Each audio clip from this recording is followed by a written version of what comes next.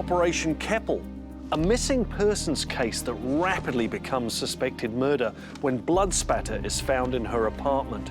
Police have a prime suspect, but no body. What has happened? Where is the evidence? And will science provide the crucial links in solving the case? A crime scene is a puzzle that has to be solved.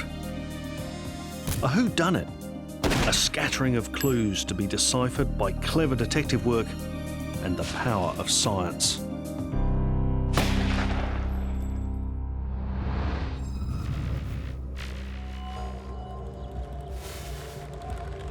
In the suburban streets of Hamilton, a resident investigates a car that appears to be abandoned. They found it strange, just the way it was set there, unlocked, and from what they saw in the car, they thought, oh, this is not right, so they rang police. The car wasn't reported stolen, but the registered owner, 30-year-old single parent Carmen Thomas, had failed to make the scheduled pickup of her child. The following day, she's reported missing. The circumstances of the car being left in Hamilton, abandoned, and then also the fact Carmen hadn't come back to her child suggested something wasn't right.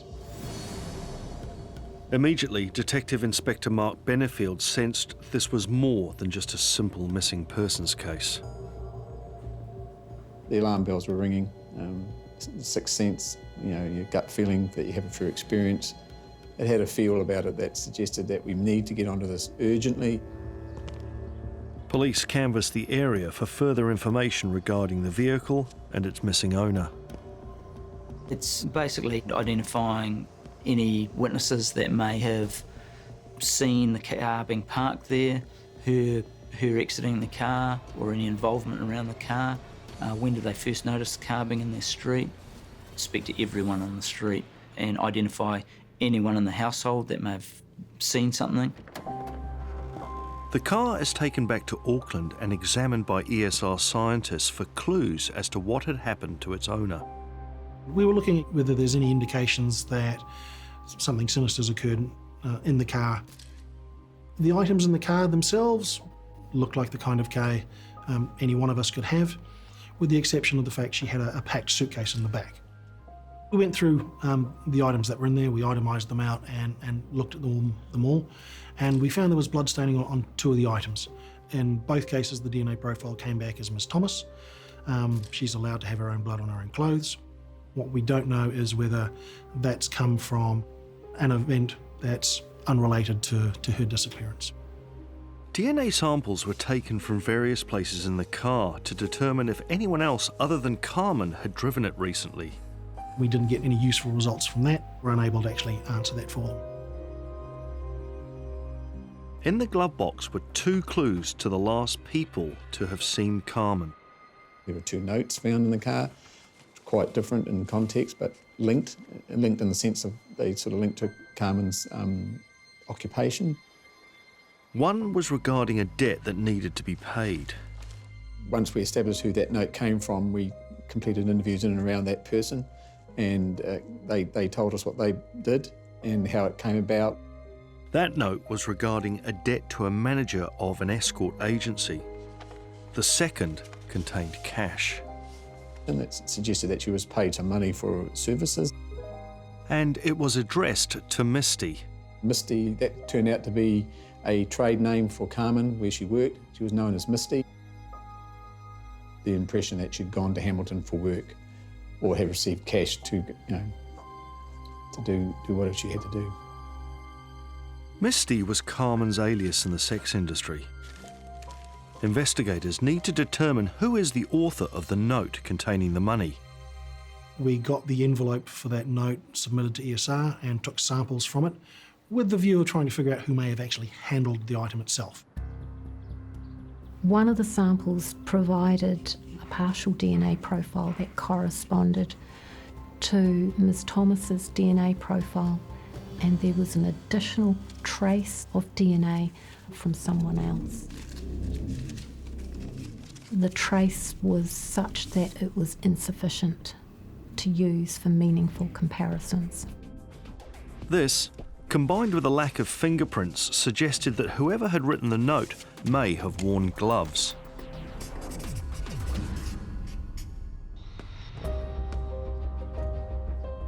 Carmen lived in a flat in Auckland with her young child. She had shared custody with her ex-partner Brad Callaghan. It was he who had filed the missing persons report.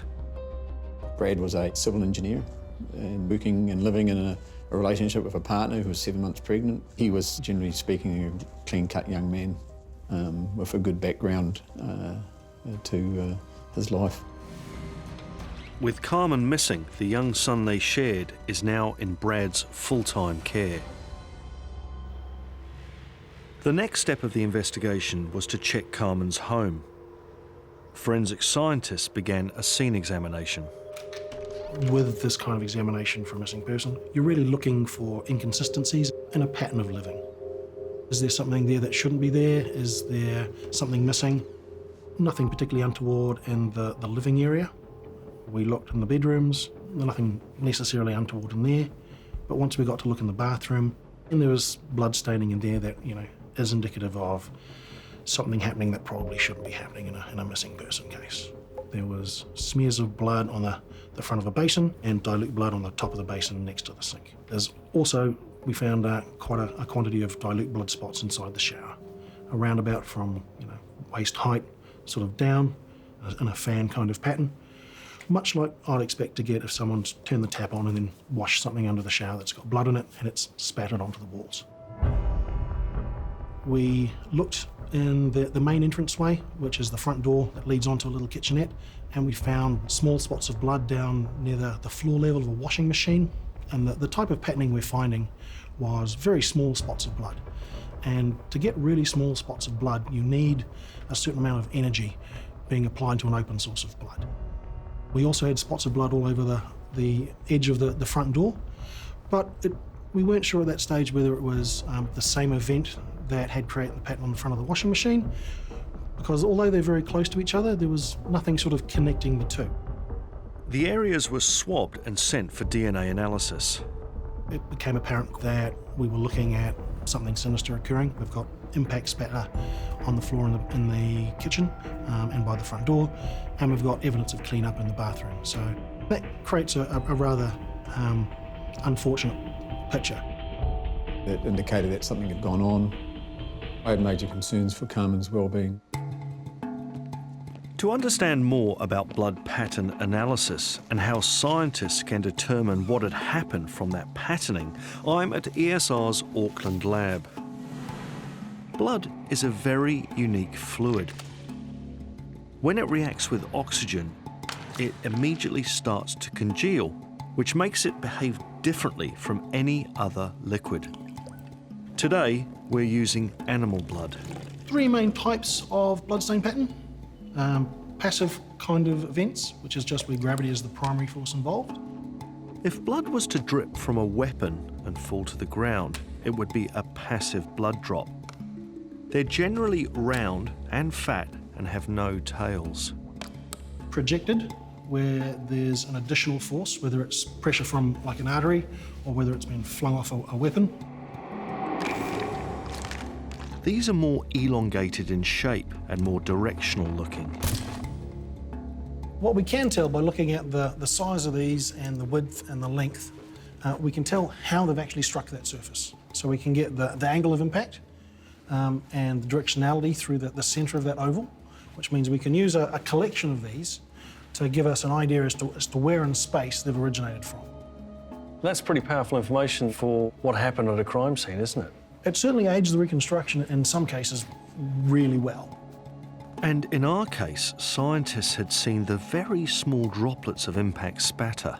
A spatter pattern requires quite a bit of an input of energy to break the blood up into really small droplets.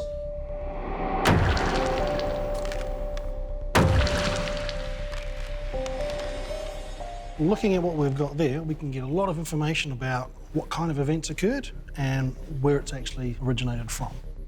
There's a lot of features in this that are consistent with what we've actually seen at the apartment, where collections of these very, very fine spots like this, And what does that actually tell us? So they're spots that are travelling really quite fast, created with a lot of energy because they're really small, and they're flying horizontal to the surface, so across without any influence from gravity. So they're a projected pattern, and created with something like an impact to create the very small size of them. On the wall, we've got these lovely directional spots here. So if we use this spot as an example, we can see that it's got an oval shape. That indicates that it's struck the surface at an angle. The line that's been thrown off at the top end is part of a wave cast-off pattern. And if we draw a line through the wave cast-off down through the centre of the oval, we can use that to get an idea as to where it's actually come from. And then there's the sort of gap we have between these and then the spatter pattern that goes up the wall here, which is actually, again, very consistent with the pattern we saw on the door in the apartment. The blood pattern raised my concern about Carmen's welfare. Some sort of force, physical force had been used in the scene where someone had bled. And bear in mind Carmen was missing, I had to, add that to the complete picture. That night, the investigators used luminol to show up any signs of blood in the flat. There were quite clear white marks in luminol on the wall immediately opposite the bathroom door and down the edge of the door frame into that bathroom. So someone's made some effort to clean up, but not enough that they've actually taken away any of the blood staining that was immediately visible in the shower and clearly missed some very other obvious patterns of blood staining. We found luminol patterns that looked a lot like footprints on the carpet that was in the sort of lounge dining area. It just showed that someone had walked in blood and transferred it onto the carpet. And they showed quite a bit of activity of someone moving around with probably dilute blood on their feet through that main living area of the unit. But on the kitchen floor, underneath the high-impact spatter, where they expected to see a large presence of blood, there was nothing. On those smooth surfaces, the cork tiles, there was just a greasy residue of some type, interfering effect with the luminol examination itself. Some type of substance on the floor was masking the presence of blood. Was that intentional? I couldn't figure out what it might be at the time. We thought initially that it might be some sort of ignitable liquid that's left a greasy residue, such as kerosene. So we took samples from a number of places and brought them back and had our physical evidence group try and analyse them. In real crime scene investigations, there are no magic machines that can determine what any substance is. The chromographic mass spectrometer can only look for matches to over 200,000 substances on file. And there were no matches.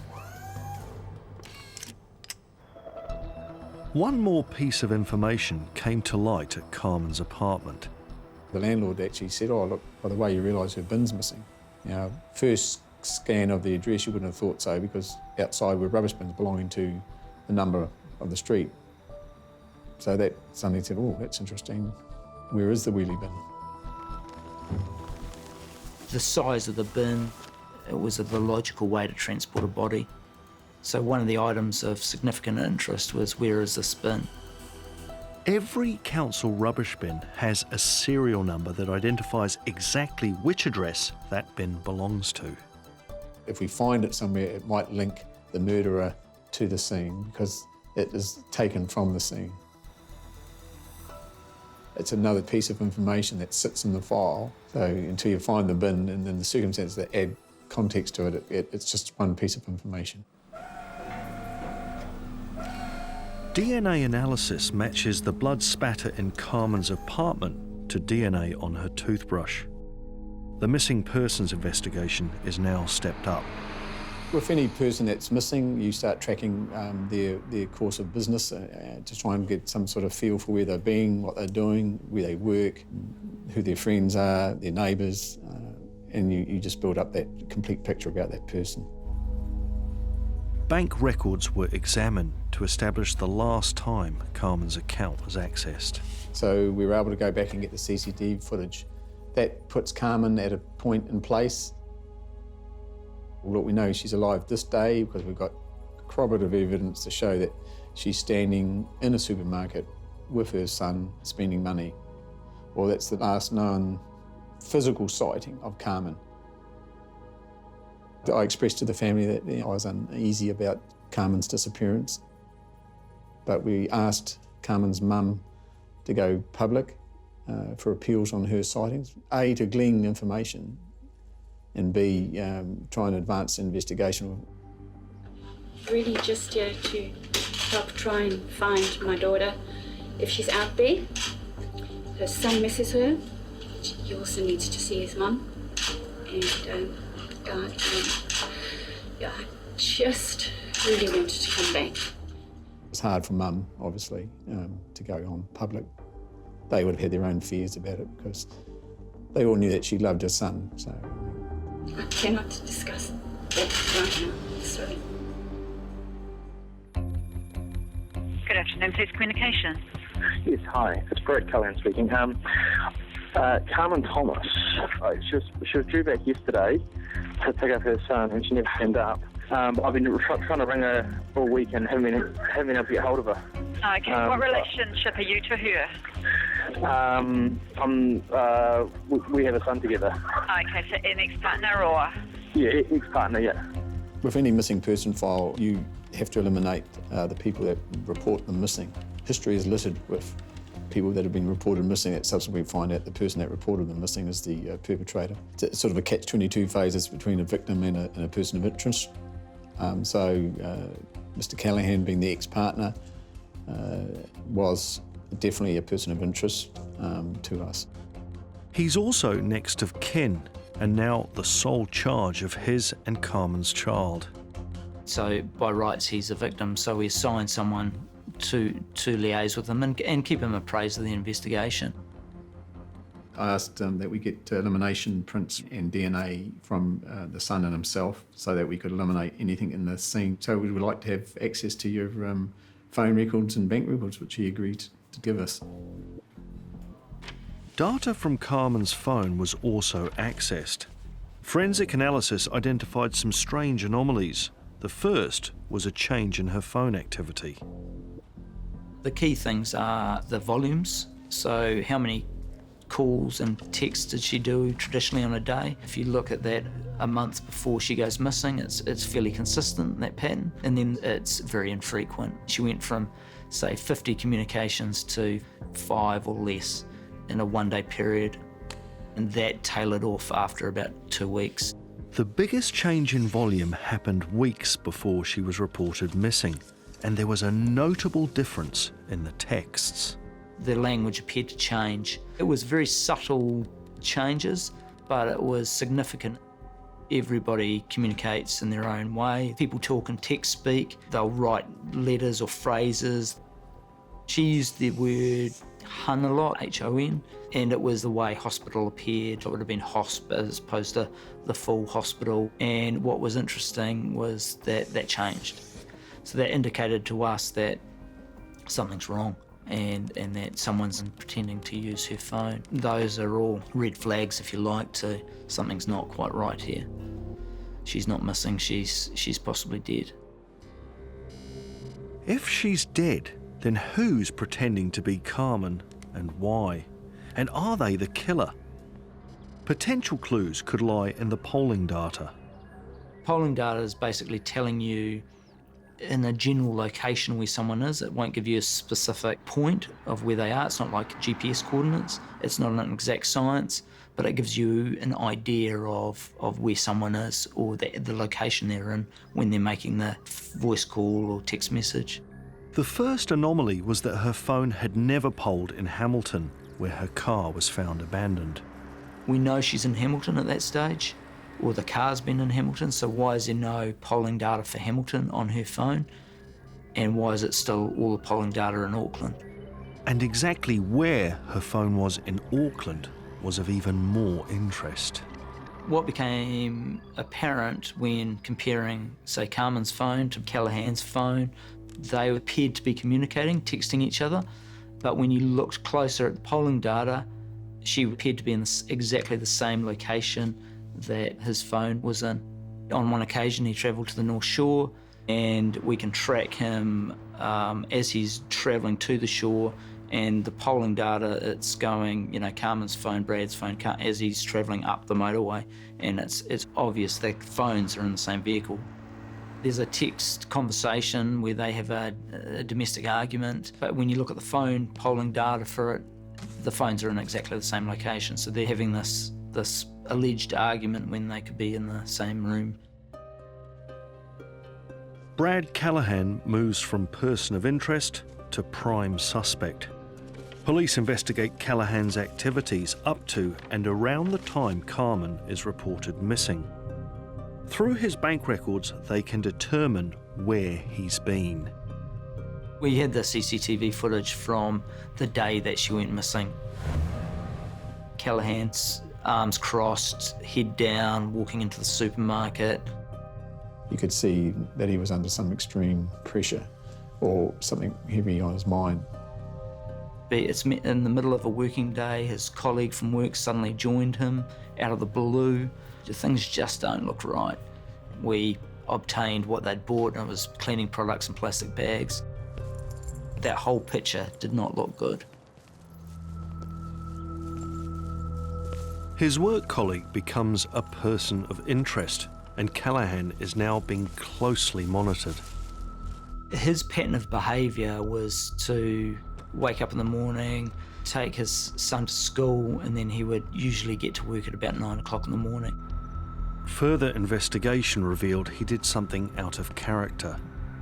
We established that he'd gone to work one early morning. When you spoke to these contractors on site, said this was totally out of character. He came out from the depths of the site in the middle of the night. They thought, you know, early hours of the morning, they thought, we've never seen him on site. He wasn't in his vest. He was, you know, didn't make sense, but hey, he's a structural engineer, he can do what he likes. They then reported that they were putting in the foundations to the site, which were quite massive. They said that when they went and dropped the steel in one particular hole, it was 1 metre proud, which these companies work in exacts. They don't drill a hole and make it 1 metre short. When they brought it to Callaghan's attention, you know, that it was 1 metre proud of the steel poking out there, he just said, I'll cut it off and it'll do. They thought that was weird. It didn't follow protocol. So we thought, hell, that doesn't match. Clearly there's something down there that shouldn't be there. And the timing of Brad being on site early in the morning when the concrete was going to be poured into this large hole, and it was a logical place from our point of view for a body to be disposed of. Police shut down construction work and excavated the footing. There's a big hole put down the side of that particular footing. Cut a hole and dug it all out. Take all the concrete out of there and see if we can find this body at the bottom of this hole. Screeded every piece of bit that came out of there, and you know, ultimately it led to nothing evidentially significant. So that was a bit disappointing, but had to be done. Just as they were losing hope, an unexpected lead was discovered.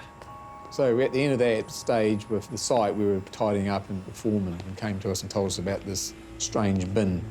They then purported that their caravan, which they used to have smoko in, had a horrible stench, and they thought it was their caravan. So they thought they better clean the caravan out, so they did. And as they went to fill up a wheelie bin nearby, they lifted it up. The worker described it as just like piss and shit. It was such a terrible smell, and there was these bags in this wheelie bin, but they didn't, you know, they closed the wheelie bin and moved the wheelie bin away, and the stench went away.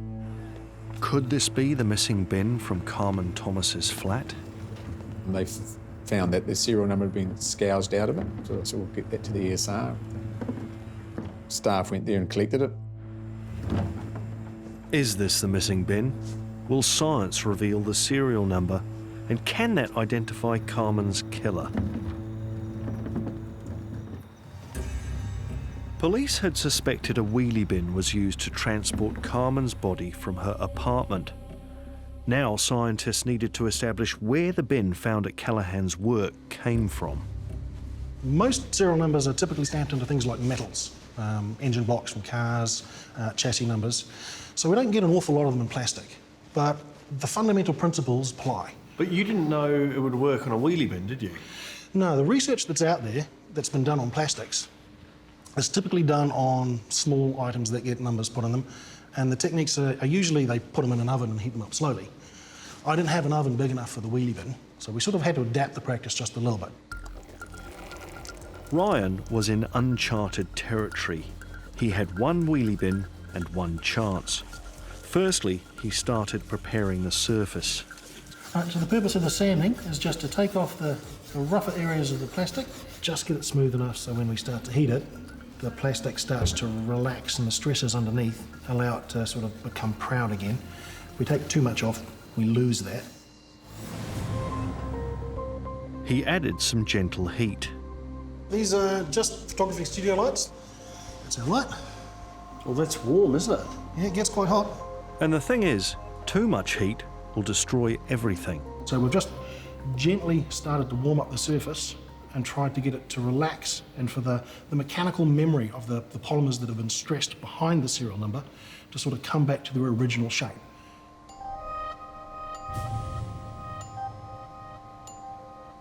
And because there's been plastic removed when it's ground off, that original shape sits proud of the surface, it pokes out. If you get your head in just the right position, look at that light, you should be able to see the numbers. Wow. Just got to get the light in the right spot, and easy, number done. 1, 2, 3, 8, 6, 5. Very good. It's so clear, isn't it? When it works, it works. All the numbers have come back, perfect restoration. Must have been eureka! I can see the number. It was a good moment. I had to call Mike Bennyfield to give them results. The serial number was matched to council records. That bin belonged to where Callaghan lived next door. It was a bin assigned to the neighbour. So I said, well, go round to the address and see whose bin they've got. And then we found Carmen's bin 2 doors up from Callaghan's address. So the obvious question, well, how did her wheelie bin get so close to his address and why is it not at her address? So we've got a dance of the wheelie bins occurring around Mr. Callaghan's place. That certainly raises some questions. We were able to clearly show that that bin could only got there by one person. The bin belonging to Carmen's flat was sent to ESR for DNA and luminol testing. As you can imagine, examining a bin itself is actually quite difficult, so we cut the bin in half lengthways and open it up in order to do that exam, and found a number of areas where we got positive results with the luminol, which indicates that there could well be blood present. And one of the samples from the inside of the bin near the base did give us a DNA profile for Ms. Thomas. It wasn't definitive evidence, but it supported the theory that the large bin could have been used to remove her body from the flat. The hunt was on to try and we still haven't got her body, where is her body? Because most homicide investigations, that's where you start from. You've got the body from day one, and it's very rare that you get into a situation like this where it's a missing person, you've got no idea where the body is, you've got your prime suspect who's doing very odd things, but you still don't know what's he done with her, where has he put her. Police traced Callaghan's movements through his phone polling data. Had he been anywhere unusual? Somewhere he could have dumped the body? He went into the Firth of Thames and it misses because there's no coverage. And then he comes back out on the Bombay side of the Firth of Thames, and the next night he's up on the Bombay side of the Firth of Thames, and then comes back and pings out at the other end. You know, he's a working guy. He works Monday to Friday. He's got a pregnant wife at home. And then in the middle of the night, he's circling the Firth of Thames, doing these massive drives. We thought she was somewhere there, so we had Eagle fly over it. We had the night vision camera on.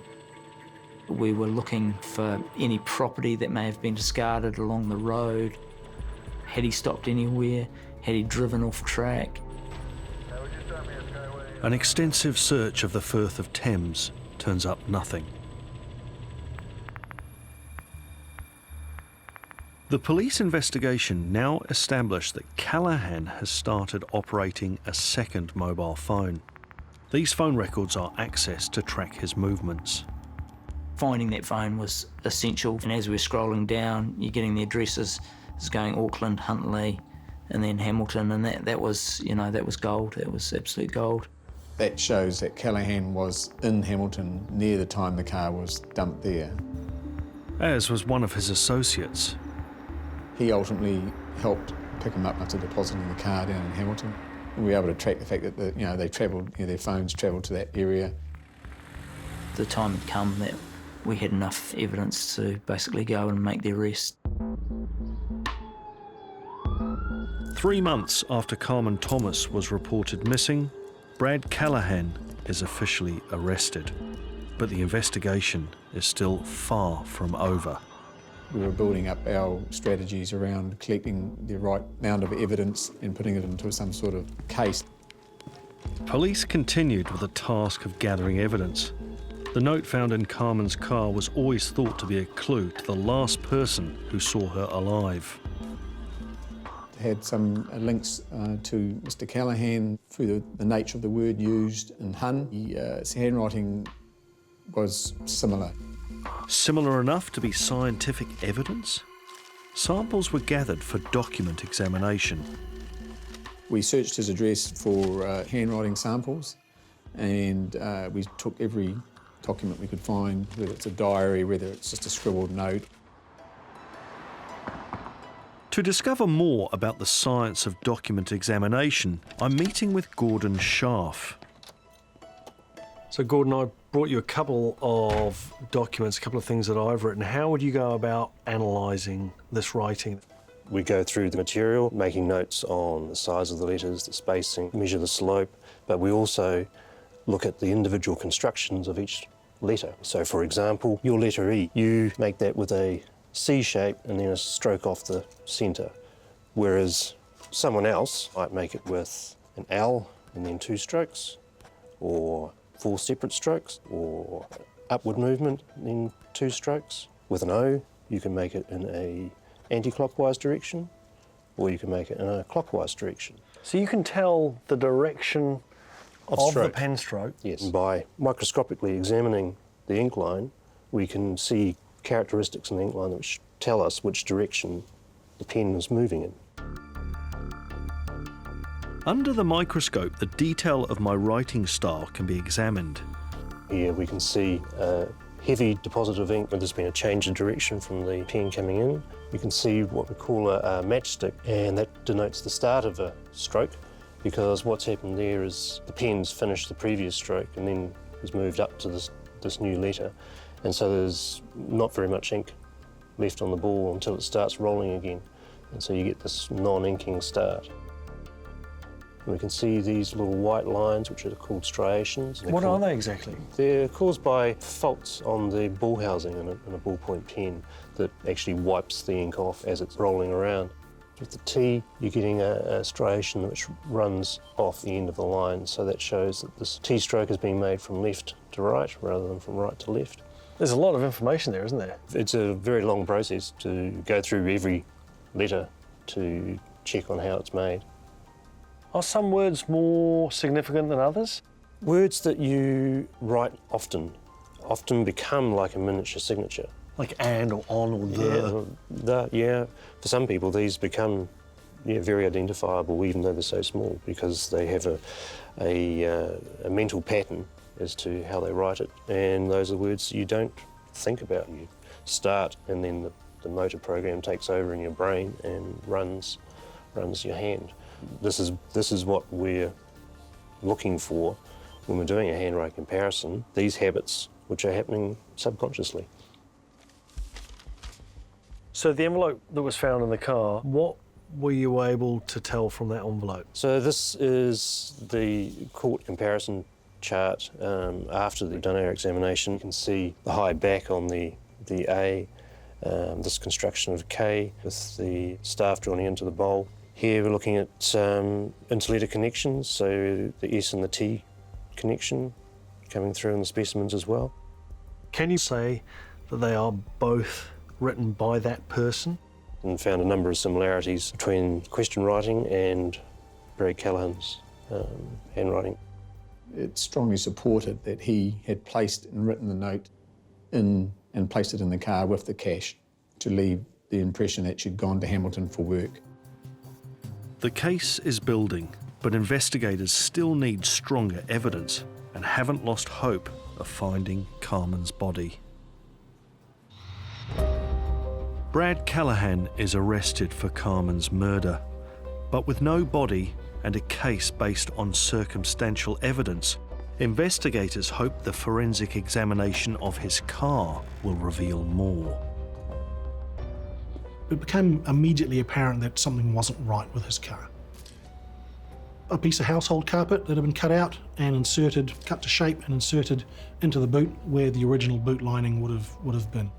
He had painted some areas black, quite obviously, because there were runs of paint. Looking in the boot of his vehicle, at the back edge of the back seat, we started to find some blood staining soaked into the foam on the seat back. We followed that by taking the actual back seats out, and underneath the back seats there was blood staining all over the underside and runs of blood down the inside of the chassis of the car. So there was enough blood in there at some point for it to be flowing and running under the seats onto the chassis. Samples were taken of the blood staining that we found, and we got a DNA profile from Miss Thomas. The stench was unreal because the blood had soaked straight into that foam and started to rot and started to break down, and it was massive. So there must have been a lot of blood in that bin. And what he did to mask that smell, which was fairly horrific, was use air freshener. So a can of air freshener sitting in the passenger well of the vehicle, and he would just get into the car, spray the air freshener as he transported his son to school and went about his daily business. We did reenactments with the bin, seeing if we could get the bin into the car by yourself, and it was, very, chuck the seats down, very straightforward and very easy. One other thing we did find on Mr. Callaghan's car was on the inside of the rear windscreen. There were a couple of little marks about yay far apart, just smudge marks on the inside of the glass that looked like you would expect from where the wheels of the wheelie bin would contact it if it were put into the boot with the wheels up against the windscreen. When we did the reenactment and when you placed the wheelie bin in the vehicle, you could see where the wheel marks lined up perfectly on the glass with the wheelie bin marks. And you could see the way the bin was placed in the vehicle with the wheels up, that the lid opened at the bottom and then the blood would have just flowed straight back into the car. The examination of Callaghan's address fails to find anything of significance, but his computers are seized for forensic examination. The search term perfect murder was done on the 28th of July 2009. 1 year ago to the date, he researched how to best knock out someone and kill them. So there was some really key evidence of some motive or premeditation.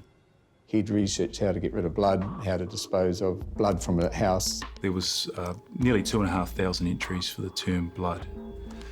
Some searches on how to clean up crime scenes and looking at police investigative techniques to cover your tracks. He had looked at things on his computer, like how to dispose of remains and those sorts of search terms. And also how to dismember a body. He researched that, so quite clinical. Police now knew from a witness account that Brad had tried to involve his friend in disposing of the dismembered remains. He contacted his mate who he knew had a boat, and he basically confesses to his mate that this is what I've done. She's in the back of the car. At that stage, Carmen's body is been dismembered and it's in concrete and plastic containers. Brad's plan is to pick up the containers and put them overboard and dispose of her body that way. Brad's plan to dump Carmen's body at sea fails. And the mate basically has the gumption to say, look, I don't want to be any part of this plan. I'm not getting involved in this. You're on your own. This friend was later granted immunity from prosecution. Callaghan's behaviour was becoming noticeably different. It was eating him alive, what he'd done, and I don't think it was so much about what he'd done to her. I think it was more about, I'm going to get caught. And he was trying to get his way out of it, and he was digging himself deeper and deeper into a hole. 9 days after his arrest, Callaghan, through his lawyer, finally reveals to the police where he buried Carmen's remains. It was in thick bush. It was reasonably steep terrain. It had been raining for a wee while beforehand, so the ground was wet. So the ESR arrived and began basically a hands and knees search of that particular grid. There were 2 holes, or 2 burial sites, very close to each other. One had the main storage bin, the 40-litre bin, and the other one had the other parts in it.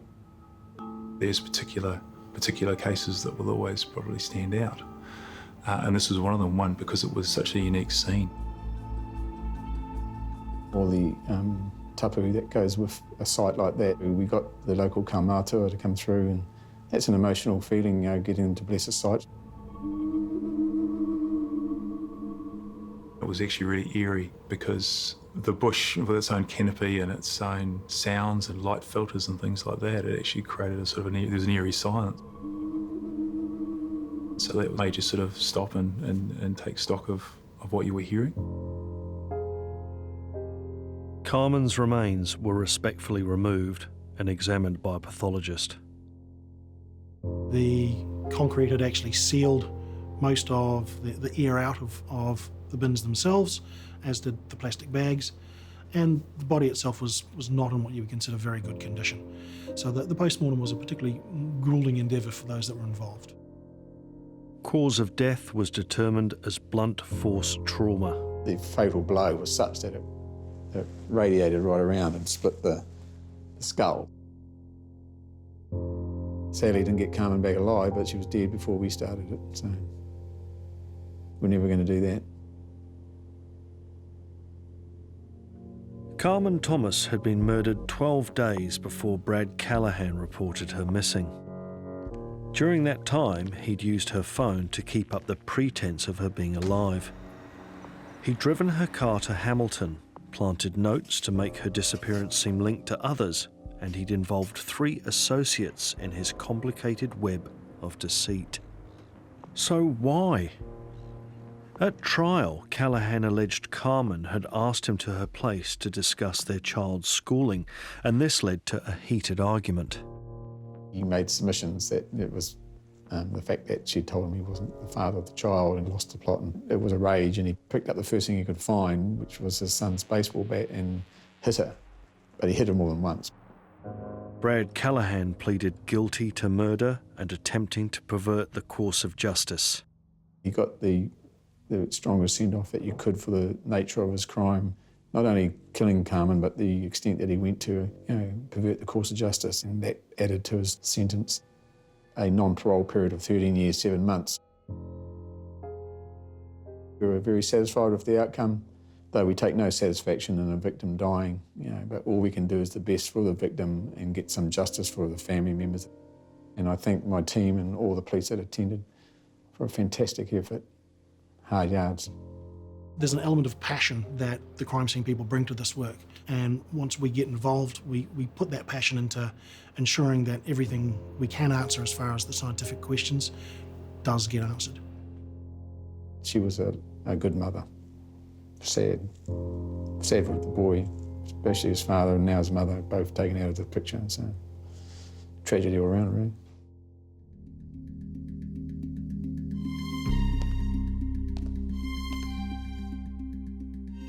There is no averting the tragedy of this case, but it's thanks to the hard work of forensic investigators that cases like this are solved, bringing some sense of justice to all of us.